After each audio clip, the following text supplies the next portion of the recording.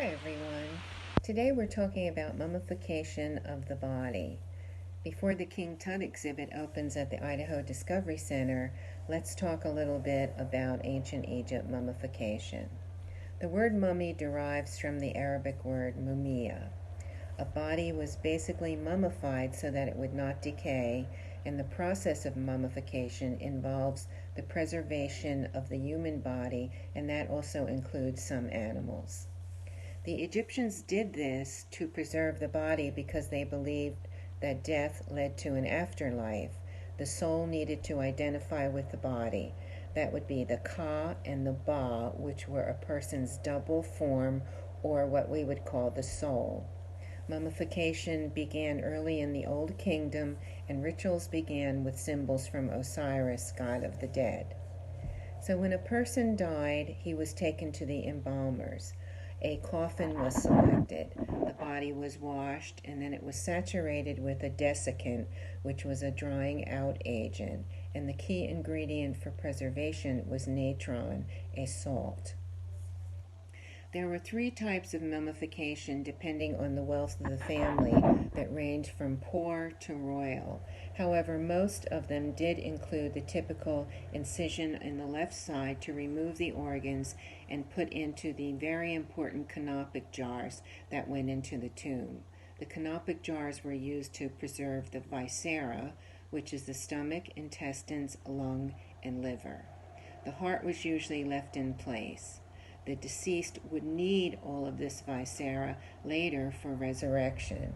The 4 jars that the viscera were put in were called the sons of Horus: Imseti, Hapi, Duem-Tuef, and Queben-Senuf. The brain was removed through the nose or broken to extract the material.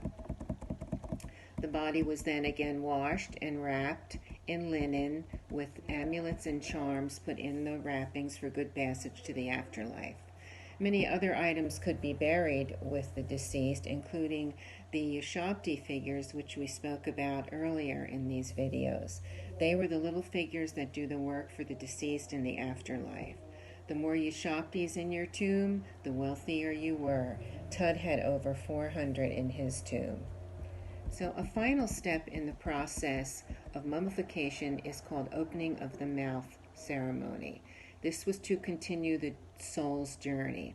A priest would call forth the 2 goddesses Nephthys and Isis, and by touching the deceased body, he was able to restore use of eyes, nose, and mouth. Many times the son of the deceased would do this spell.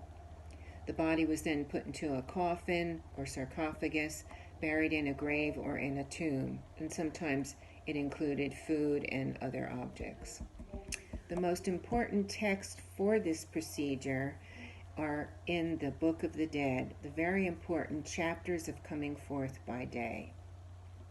They describe a dangerous journey that the deceased had to go through, and there were many spells that helped him go through this journey. The pyramid texts were also painted on coffins, and they were called the Coffin Texts. So on spell 30B basically cites that during this process, this important journey was the judgment of the soul.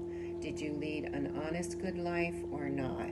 The Hall of the 2 Truths would decide this by Anubis weighing your heart against the feather of Mot, who is the goddess of justice. So the reward would be you would go to the afterlife, or you would be a victim of the monster Amet. So spell 30B, Book of the Dead, says the following: I am the Bennu, the soul of Ra, who guides gods to the netherworld when they go forth. The souls on earth will do what they desire, and the soul of the deceased will go forth at his desire. So that's all for today. We'll see you next time for another video.